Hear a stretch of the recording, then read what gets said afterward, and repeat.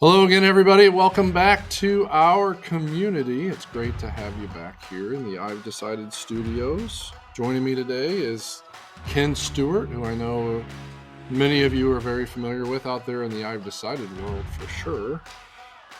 So I got a question for you before we get started, and that's to the audience out there. Here we are in the middle of December, and it's coming up on New Year's Day, and we often spend time thinking about New Year's resolutions and how we're going to improve and get better over the next year. So I want to ask you a question. How are you planning to enhance the skills and the talents that you already have throughout the next year? Or are you thinking about going a completely different direction or something like that? So in today's show, we're going to talk about the word enhance and talk specifically about 7 strategies that you can enhance your unique gifts and talents.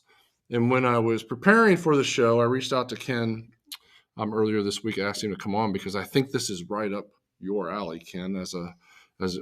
I look at you as you're kind of a CEO coach, right? Mm-hmm. A professional development coach. And you spend a lot of time working with C-suite leaders about how they can be better, how they can enhance their skills and talents. So first, before we get started, I want you to tell everybody, who's Ken Stwert and what does Ken Stwert do? Well, appreciate the invitation very much. Yeah. Always good to be with you.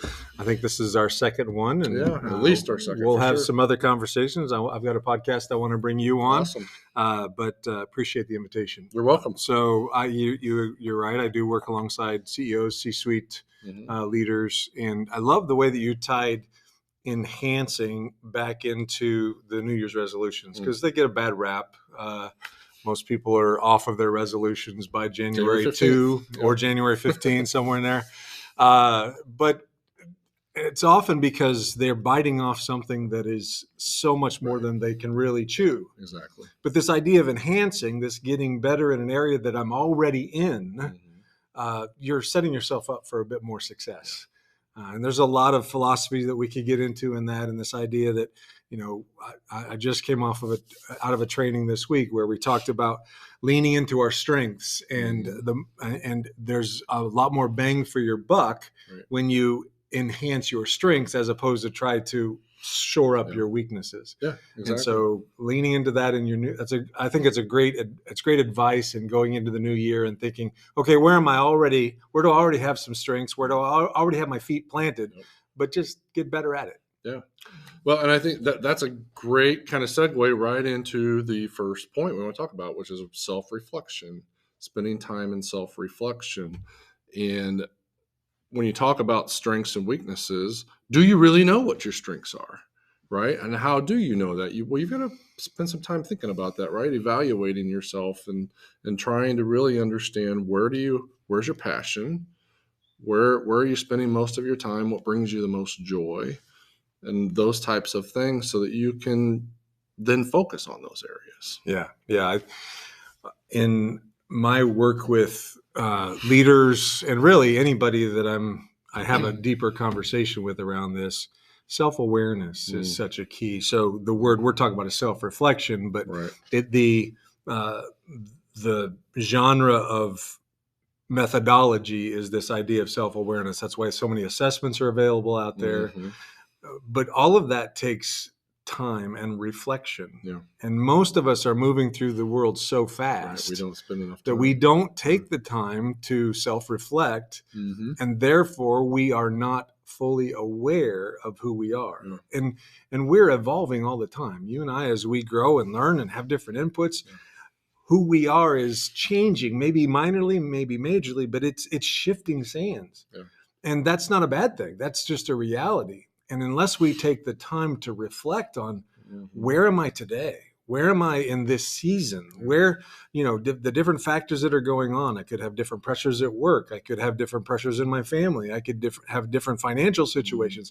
All of the circumstances around us are shaping a little bit of who we are. Sure they are. And to take the time to reflect on a regular basis is where, quite frankly, a lot of us fall short. And so I'm a big proponent of taking that time and evaluating and becoming more and more aware. And through that, that's where we're identifying, okay, where's it working right now? Right. Where's it not working? Right. And so often in our historical context, we've worried about what's not working. Yeah. Instead Always of want to fix the problem. yes, right? yes, and I get it. Yeah. If I've got a flat tire, I can't roll down the highway unless I fix that tire. Yeah. But in the breadth of life, it's a little bit different. I think it absolutely is. We're not. We often will go to try to fix something that's not as crucial as a tire. Right. It doesn't necessarily need the time or energy that's put into it, which then takes away from the time that you have to invest in the areas where maybe you should.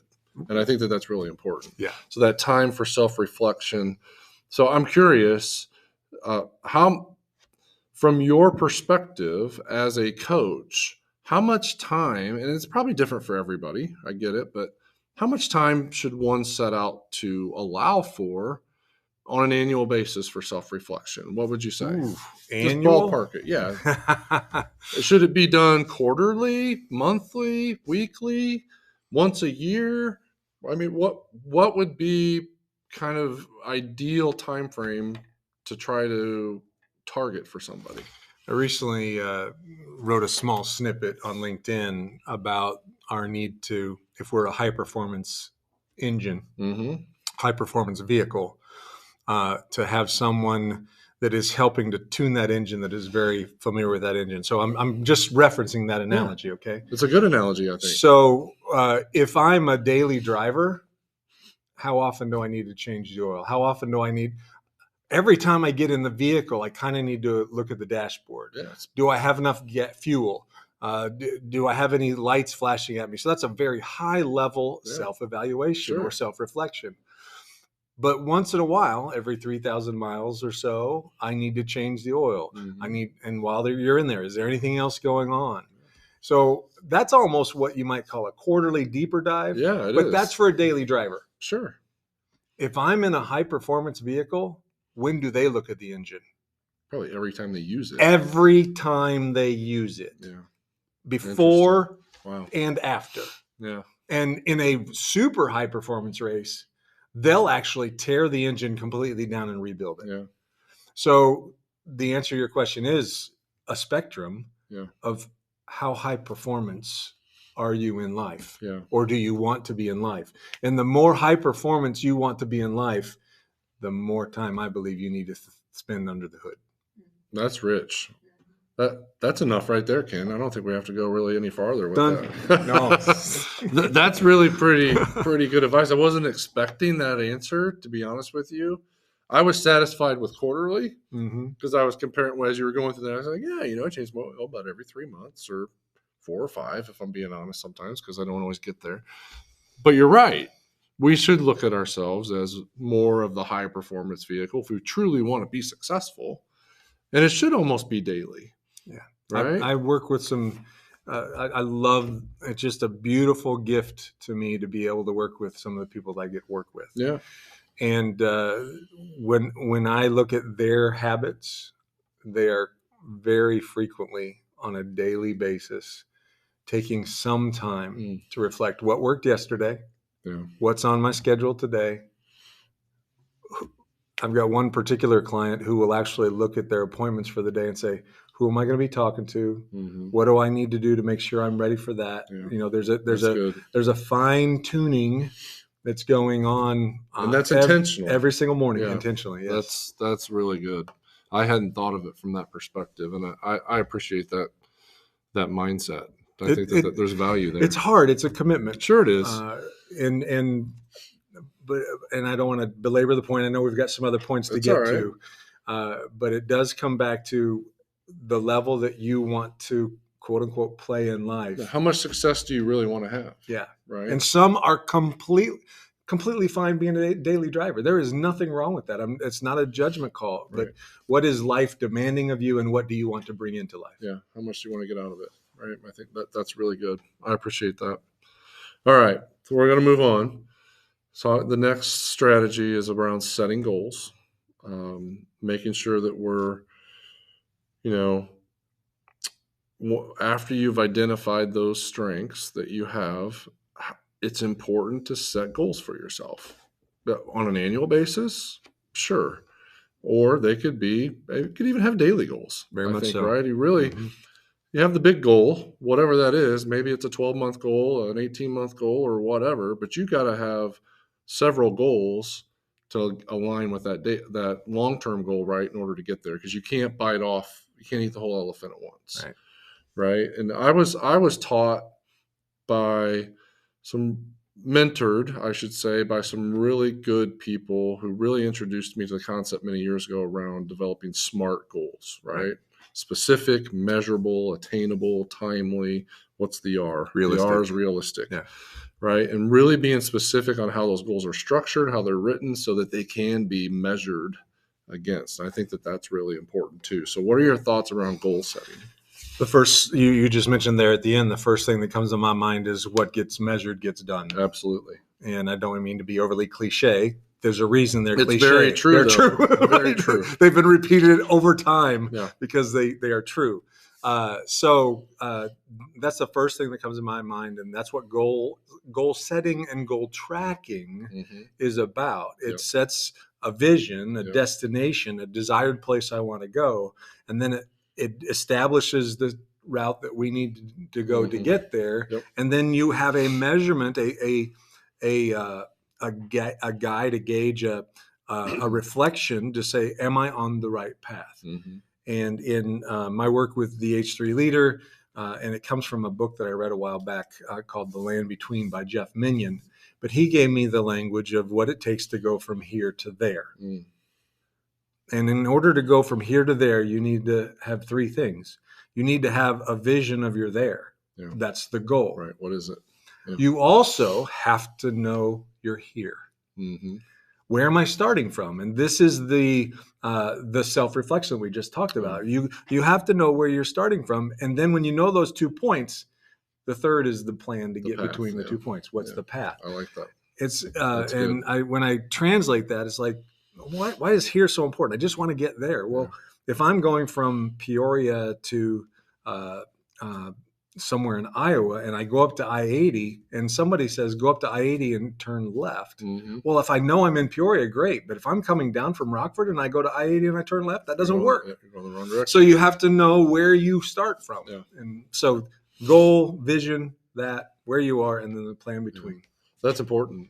And I also think from a goal setting perspective, some of us work in an environment where we lead a team of people, right? So my example as the CEO at the Y, I have a lot of other people that I'm responsible for. And ultimately, all of our goals point towards one direction, right? It's the direction of the organization. So you have to think about goal setting. For some people like me, it's not only for your own personal development or your personal achievement, but how are others' successes going to lend to my success? And how do we all collectively lend to the success of the organization? Right. Which is really important. So in a corporate landscape, you got to have goals at a lot of different levels, but they all got to point in the same direction. They all got to lead down the same path. And that's important to think of, I think, as well. Which is why vision is so important. There's in my work, we use the DISC profile.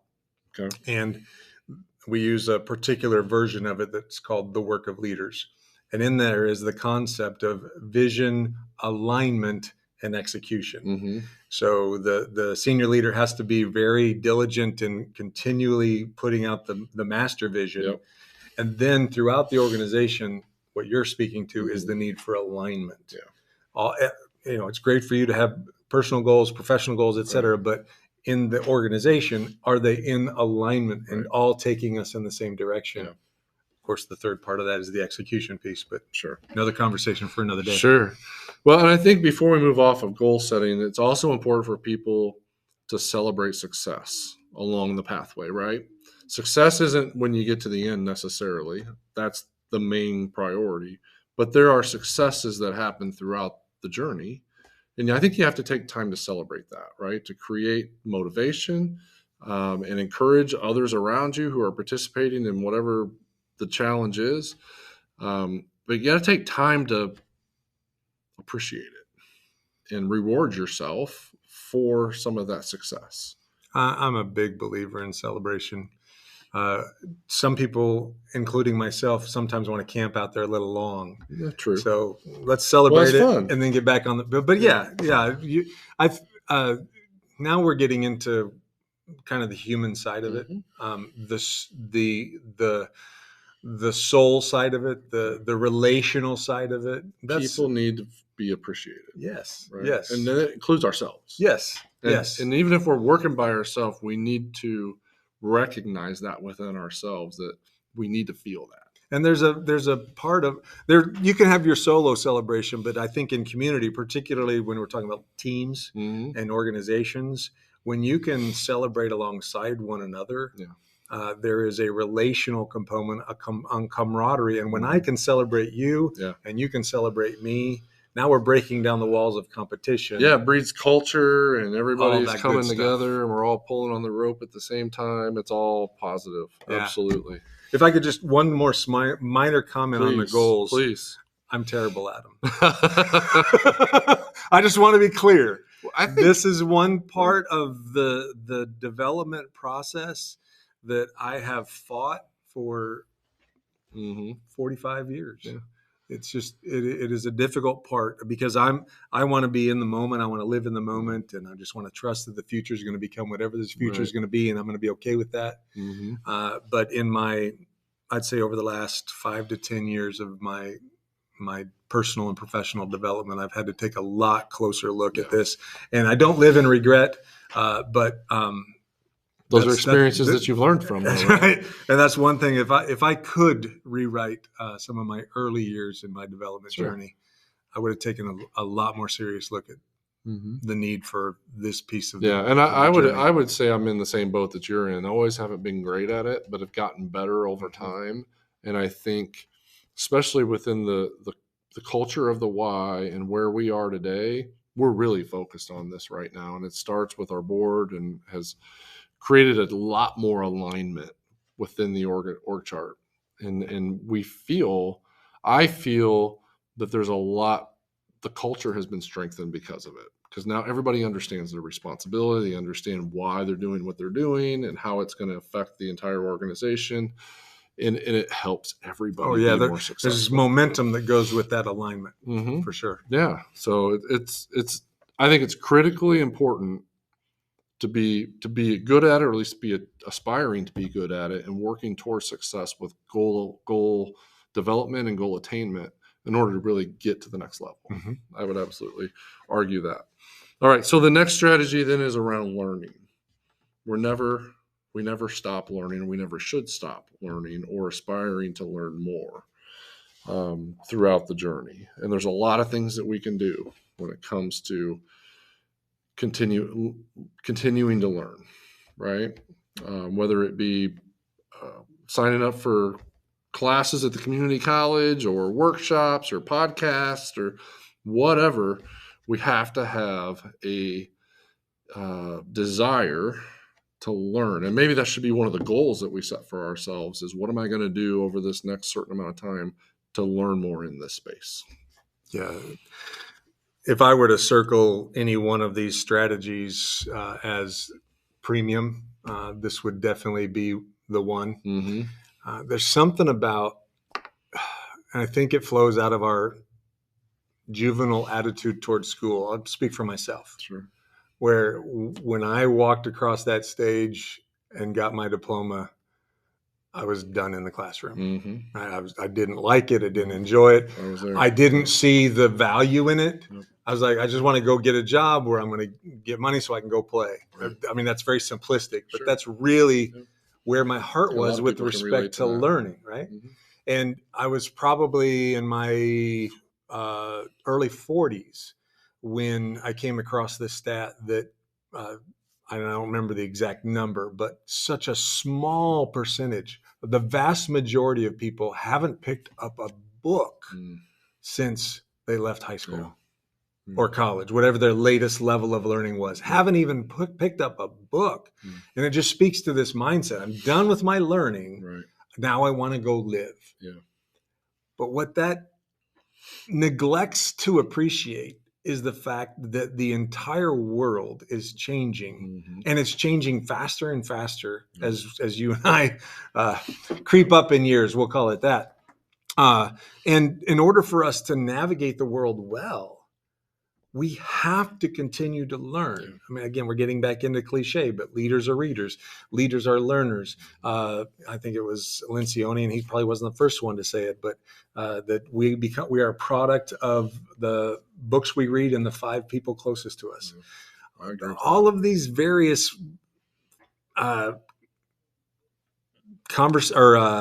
perspectives point toward our need to be avid learners, lifelong, avid, intentional learners for the rest of our life. And so that may sound a little preachy, but I'm just such a believer in it. And I think the important thing is you can target your learning, to the specific skills or talents that you're trying to develop within yourself, or what's the success that you're trying to achieve. The learning becomes targeted there. And that's important, right? You don't just have to go, I'm going to learn something today. I'm going to learn something that's going to help me be better in this space. I think that was such a huge part of my shift in perspective was when I was going through school, I didn't see the practical application. Sure. But when I got to a point after I'd kind of outlived my innate skill set, I was like, wait a minute. Yeah. I need to learn how to deal with X. I need to learn how to deal with Y. Here's a whole arena of study that could really shed light on life. And so I want to spend some time there learning from the people that have been there before me. Yeah. I think that practical application is huge. Well, and I would still argue that there's no benefit to algebra. None whatsoever. You're speaking to a math major. I'm sure there's some benefit. I just haven't figured it out yet. All right. Well, then we're going to keep moving. We still got a few more points to cover. The next one is the importance of embracing challenges. And I think this is really hard for a lot of people. Most of us, myself included, I'm getting better at this as I get older and become more confident, is we want to run away from the challenge, right? Or we want to find a way to avoid the challenge. But I think if we approach it from the perspective of where it's an opportunity for me to grow, for me to develop new skills and those things, that sometimes our challenges can be our greatest moments and our greatest opportunities to learn a lot about ourselves and develop. Have you seen the movie Wall-E? I have. It's been a while. So the basic, I mean, there's probably a number of premises to the movie, but one of the basic takeaways from that movie is that the entire culture ran toward, or I should say, sat in a recliner toward comfort. Yeah. That was the pursuit. Well, let machines do all the work, and look where that led them to. And I just think it was a hyperbolic way of looking at, or hyperbole is a form of the word hyperbole is what I'm going for there, of the end game of always pursuing comfort. Yeah. And I was recently in an interview with a guy where he said that comfort and change cannot coexist. Nope. Agree. If we're in a world that is changing and we need to be continually changing, we can't. Seeking comfort is not the solution. I understand it. Yeah. And I would say that a vast majority of people in our world are still going to be pursuing comfort. I mean, our affluence speaks to that. It gives us the ability to be able to pursue comfort. Yeah. And I don't want to get rid of my microwave. I don't want to get rid of delivery services. And I understand all of that. So there's a tension. Yeah. But I believe that the learners, the people that are actively seeking growth and development, understand this concept, and I believe should actively seek challenge. I agree. It's like going to the weight room. That's how you build your muscles. You tear them down, they heal and grow back up. I'm a firm believer that there's more opportunity to grow by going through a challenge than there is by avoiding it or by seeking comfort in every aspect of our life. We have to understand that through this difficult time frame or this difficult experience, I'm going to be better when I come out on the other end of it. And I think when we do that, we're more successful in navigating the challenge too, because our mindset's changed, is that I can overcome this. Yeah. not sure how it's all gonna work out. But if I go into it with a mindset where this is gonna make me better, then the result ends up being much better for us. And probably the experience is not maybe as drawn out as what it would be by trying to avoid it. Yeah. Boy, so many things going through my head right now. The first is, okay, so how do you practice that so that you can get better? Mm-hmm. And the second is the story of the buffalo. I don't know this story. Okay, so bring me back to the story of the buffalo, but I want to start with practice. Okay, go. Okay, so how do you practice getting better at navigating challenge? You have to insert yourself into it artificially. Yeah. Okay. So I know not everybody's up for this game, but that's the idea behind a cold shower. Okay, I'm going to force myself mentally engage in doing something I don't have to do, right, and I don't want to do, right, but I'm going to do it because it's practice. And that's just one example. Yeah, that's interesting. It's another reason. It's a reason I do Spartan races. Okay. Now, who wants to go run a half marathon? Torture yourself, in the heat and in the hills and in the mud and in the rain. Who wants to do that? Nobody necessarily wants to do it unless you appreciate the value that you're getting out of it. It's going to make you better in strengthening your mental toughness, your physical toughness, all of those things. Okay. So that you're artificially embracing and navigating challenge. Mm-hmm. And then when something hits you in your life, you're like, can draw on that experience. It'll be okay. Yeah. It'll be okay. I took a cold shower this morning. I can deal with this. If you take a 5-minute cold shower or longer every single morning, your day will go a ton better because very little is worse than that. I like that. I was thinking about when you started to bring up the word practice, I was struggling with how you going to practice that, right? Are you going to role play with somebody? Yeah, maybe, but I like that using that as an opportunity to help build up endurance, I guess, or resistance. Yeah, well, you talked about the courage. You talked about the fact that a lot of people will go out of our way to avoid challenge and get to comfort. Well, that's a mental game. Mm-hmm. And so when you choose your hard, and you choose to do the hard instead of the easy in a very controllable environment, sure, you are training your brain to then when it pops up to fight and not run. Yeah, right? which gets us to the buffalo story. I almost forgot about the buffalo story. I want to hear the story. Well, I'm not going to say it as well as that's all right. My source, but he runs his company based on the buffalo philosophy. Okay. And basically, if the storm is coming and you look at a bunch of cows, what do? I don't know. They huddle together. Sure. Okay. And they wait it out. Mm-hmm. And the storm's going to come and all this stuff. Well, if you watch a buffalo, what a buffalo does is he turns his head toward the storm and he walks into it. Interesting. Okay. And so is that the harder path? Yes. It's also the quicker path. It's the faster path. It's the more effective path because going opposite in the direction of the storm, you're in the storm for less time. Yeah. Yeah. And so there's a lot of memes and beautiful posters I've never heard around that philosophy. I did not know that about buffalo, but that's interesting. And it makes a lot of sense. Face the storm. Yeah, I appreciate you bringing that up. That's a good little analogy to share with people on how to work through that challenge. All right. Next item is then feedback. The importance of seeking feedback. It's absolutely essential. And I also think it's just as essential as who you're getting it from. Right? Who's providing the feedback? And are they providing you valuable feedback? Because not all feedback is good, nor should it have to be good, but it's not necessarily coming from a good source. Yeah. Too. So you have to be able to, you have to have the courage to seek it, to listen to it, to absorb it, to use it as a opportunity to learn and grow. But it's also important and valuable of who you're entrusting. Yes. In that space. Well, it goes back to what I said earlier about the books you read and the 5 people that are closest to you, because they have such an influence over the way you not only your life, but just the way you think. Yeah. Because they are primary inputs into your life. Mm-hmm. So as a part of my business, I facilitate peer-to-peer advisory teams for CEOs, owners of Christian businesses. And a comment was made this week that just really, I believe, speaks to that. Mm. And one of the members just said, one of the reasons I love coming to these conversations and being in this room is because I know everybody around this table is for me. Yeah.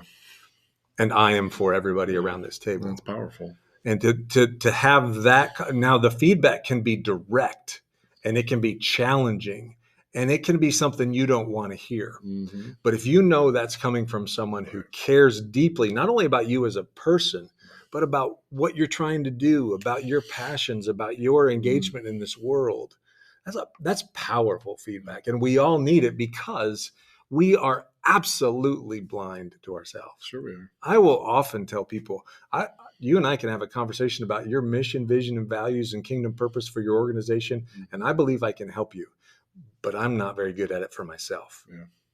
We need that mirror, that sounding board, someone who says, wait a minute, this is what you said. Is that what you mean? Right. And can just help you refine what's going on in life. So feedback, absolutely critical. It's absolutely critical. And you can't be sensitive to it. You have to understand that, like you said, especially if it's the right people in the room or in the space or providing it, you got to know that it's for your own benefit. You got to be able to absorb it, lean into it. Yeah. Right. And use it as an opportunity to grow and to overcome challenges, because I think you find that more so the case than not. Yeah. When it's, again, it starts with who's providing it. Mm-hmm. Right. And then it's really trusting the process of going through that. It's actually a beautiful thing when a client will follow up afterwards and say, Ken, that was really hard to hear, but thank you. Yeah. I needed to hear that. Mm-hmm. Right. That's good stuff. All right. Talk about growth mindset as another asset to have. Cultivate a growth mindset. And this is really about believing in your abilities and your own intelligence. Can all be developed through hard work, right? Knowing the whole thing around growth mindset. So what's your take on that perspective? I'm a big believer in the value of mindset, and there are different ways that you can approach, different language you can use around it. Growth mindset. Another one that's similar is abundance mindset versus a scarcity mindset. So an abundance mindset has that growth mindset kind of weaved in with it. But I want to like compare and contrast that with a scarcity mindset. Yeah. This fact that if I give you a piece of my pie, I have one piece less of my pie, as opposed to if I give you a piece, that pie can actually expand. And that my analogy is breaking down really fast, but a growth mindset is about how we think. Can I get better? Is my giving of myself, is this development? Because it is a difficult journey. It is a lifelong journey, and it's filled with peaks and valleys and restarts. And there's a book by Simon Sinek that it's an infinite game. Yeah. And that can be tiring. Mm-hmm.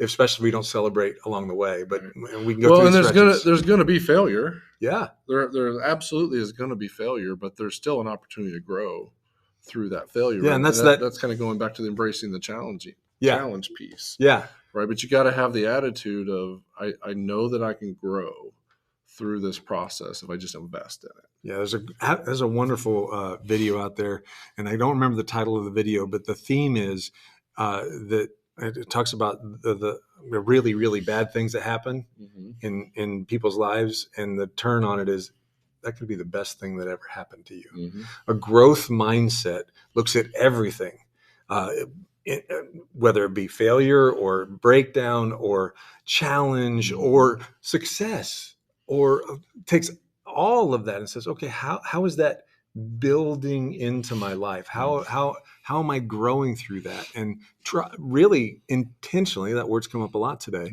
is intentionally trying to figure out how to use that to grow. Yeah.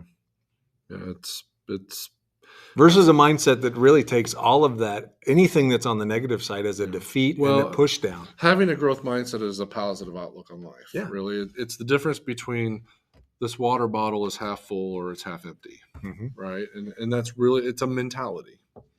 That's what it is. And it's about believing that these experiences, this effort is going to make me better and help me become stronger in whatever it is that I'm doing. So it's absolutely a bit of a mind game.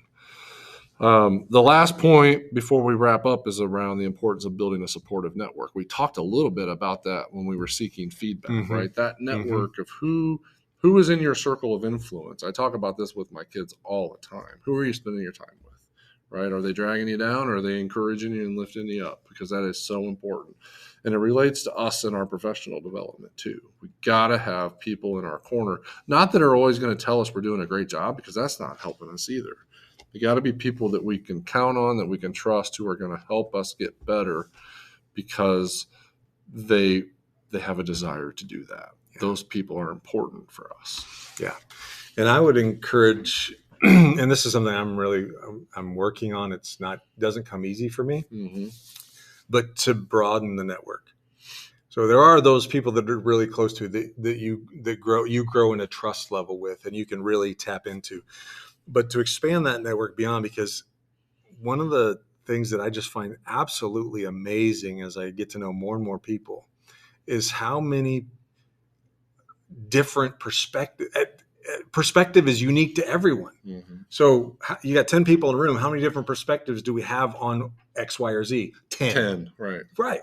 So to be able to think, okay, I would really value Joe's perspective on that. Mm-hmm. And I don't know Joe real well, but I know him well enough to shoot him a text or to send him an email and just say, hey, Joe, I'd love to tap your brain about this. Mm-hmm. Or Sally, she's in this field, and I met her at an event a while back, and I've been wanting to follow up with her, but I'd love to ask her this question. And so as our network expands, we not only appreciate the fact that our opinion is one among many, but we start to really learn from others and expand our understanding of everything that's going on because our network has expanded. Right. So be intentional about those that you bring into that circle of influence, right? Make sure that they're people who have your best interests at heart. I think that's the number one evaluation piece of the whole thing is, do they truly care about you and your success? And are they going to be honest with you in providing that feedback? Yeah, definitely, particularly in that closer circle. Yeah. Well, this has been great. Thank you. It's always great to sit here and have conversation with you. I always feel like I learn something when we do that, and I appreciate you saying yes to the text. Well, I appreciate the invitation. Can I give you just one more thought? Absolutely, you can. So this comes from you know, I also am a bivocational pastor. Yep. All right, so I talk about heart, soul, mind, and strength development, and particularly with regard to the soul. But I also look back from a spiritual perspective to how and why we were created. And I believe that God has created us with what I call a redemptive potential. And I learned that from a really close pastor friend of mine. And when I think of the gift of life and all that we've been given, and again, heart, soul, mind, and strength, relationship with one another, relationship with God, relationship with the way we think and our mindsets, and our cognitive abilities and our knowledge, and then strength of our body, the way we interact with the world and tangibly move about in this world. Right. We've been created with certain potential, and ultimately perfection if you go all the way back to the creation. But we are so far from it. Yeah. And this idea of enhancing, I love that word, because we are a glimpse of what we were created to be. And to be able to develop in these areas and to grow, and really, I don't necessarily, new development's great, but I already have this body of work called me. Right. And if I could learn to maximize and grow and to become closer to my redemptive potential, to all that I've been created to be already. Yeah. That's fantastic. Yeah. You and I were created to do something in this world, and we're going to do it when we when we understand move what into that space. blessing is, or what that talent is that's been put inside of us, the possibilities are endless. Yeah. Right. That's what you're saying. They really are endless, because then they become kind of spiritually motivated, and we're using our spiritual gifts, which is what God wants us to do. Exactly. Right? And I didn't mean to derail the conversation, awesome. But I'm glad you went there with it. That's really good stuff, and I find a lot of value in that. All right. Before we wrap up, I want to take a moment and just pump the I've Decided conference is coming up. It's the 10th annual I've Decided conference. You're going? Yep. Right. I plan to be there. Hope everyone out there. You might even see me on stage. I don't know. Oh, are you a presenter? Maybe. Wow. Should I have read my email about that? I probably should have read my email. But coming up on Friday, February 2nd, Thursday, February 1st, I think is the vendor event, is the all-in 10th annual I've Decided 2024 kickoff conference. So check your emails, sign up for the conference. If you're not a part of the I've Decided community, look up the I've Decided website. The information's there for you. We hope to see you there. Ken, thanks for joining me today. Thanks for having me. And thank you for joining us here in our community. Blessings all.